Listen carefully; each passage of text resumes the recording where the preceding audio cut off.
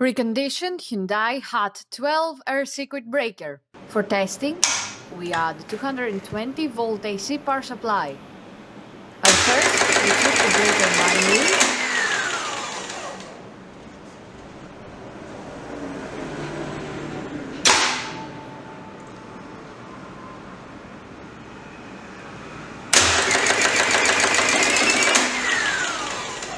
Then, we perform a short time delay test and the breaker trips almost instantly.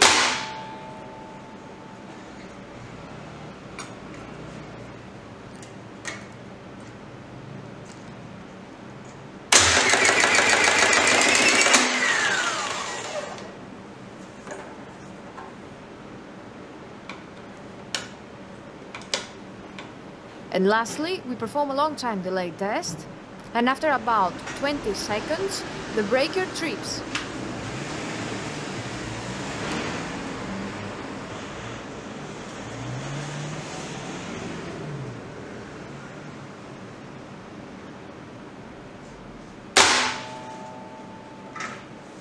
It is now clear that the air circuit breaker is working successfully and is ready to be delivered to the customer.